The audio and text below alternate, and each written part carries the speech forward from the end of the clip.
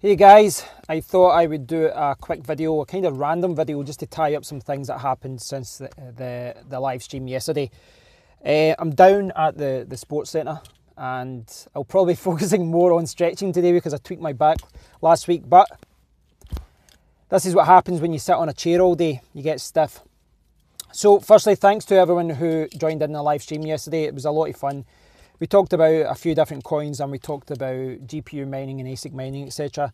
You know, I always find them fun. It's always good to chat to everyone, but I think as well is that I always find that a lot of you guys know more than me, certainly about new coins and, you know, news about different things about, you know, I've not really read about what's happening with Ethereum right now as well.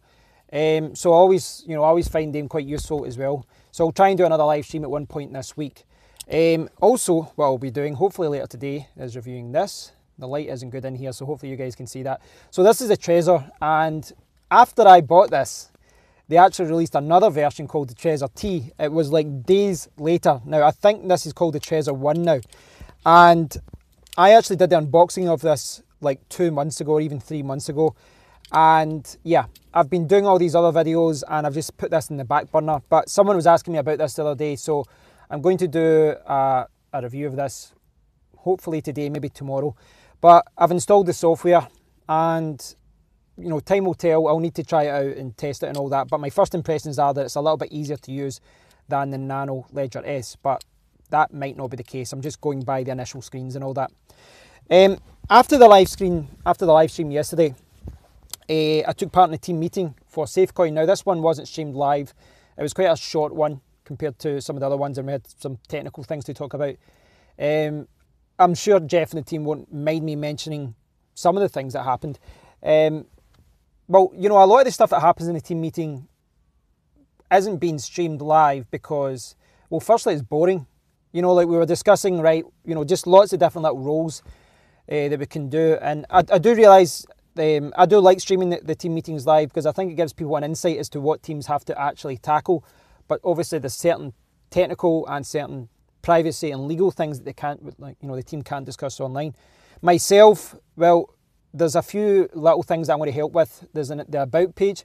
I'm going to kind of touch up that. That won't take me too long. And I'll also be helping speak with certain websites to list SafeCoin. And, you know, this is a big part of, you know, progressing a coin is getting it listed on these websites like CoinMarketCap and CoinGecko and all that.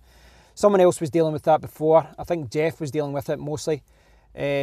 But I'm going to take over the emails and try and save some other people some time. So it's quite a boring job. It's not the most exciting, but a lot of these tasks aren't. You know, and a lot of the jobs that people in the team are helping out with, it isn't pretty. It's not, you know, exciting. It's just stuff that needs to be done.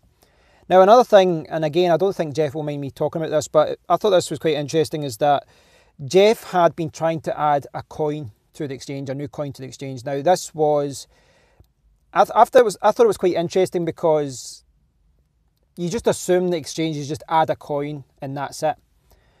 But it's not as simple as that. There's, you know, there's a technical side to it, and some coins are very, very difficult.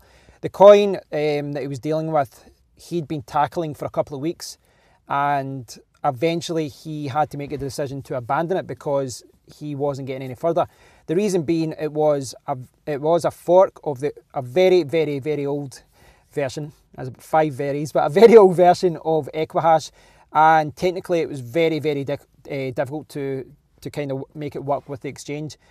You know, this is something that a lot of newer coins you're not going to have a problem with, but basically he had to make the decision to, right, we're going to have to put this to the side for now, despite spending weeks on trying to get it to work, because it's holding back other things, you know, such as the new user interface for SafeTrade. And I think he put up the new homepage for SafeTrade, and it's kind of like a maintenance page, but the new UI looks amazing, so we want to get that rolled out. So it's hard though, because I think, you know, listening to Jeff and looking at his comments, I think Jeff was really frustrated about it, and he was kind of annoyed at himself and annoyed at the situation. I've been through this myself, you know, running websites for years, and you tackle things for hours and days, and eventually you have to give in because you know, it's just, you take a step back and you're like, why am I wasting all my time on this? And it's difficult because what he has to do as the founder is to decide what's important what's not important, and think about what the priority is for the team and for the project and all that. But I think as well, as I said, I think reading between the lines, maybe I'm wrong, but I think he was quite frustrated about that.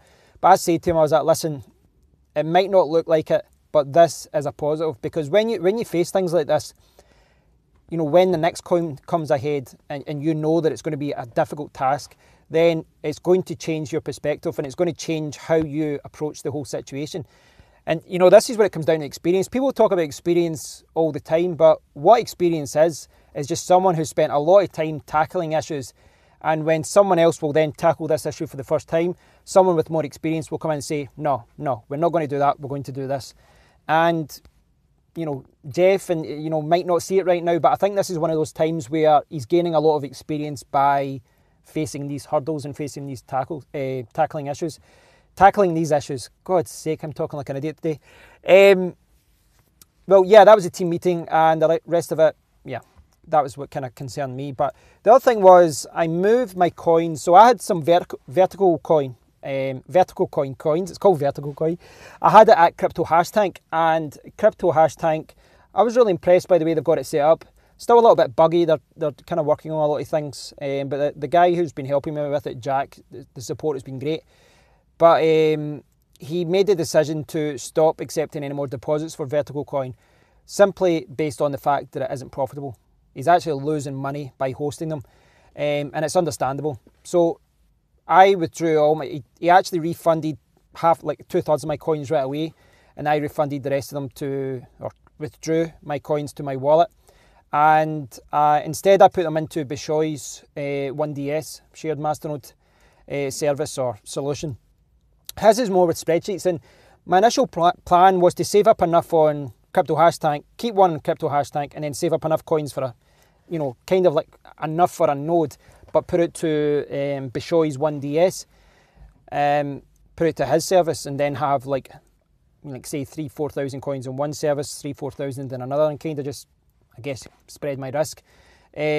But yeah, you know, he withdrew the coins before I could do so. So I sent the coins to Bishoy's 1DS, and initially I was a little bit, I'm not going to say hesitant, but I was attracted to Crypto Hash Tank because it had this really nice user interface and all that.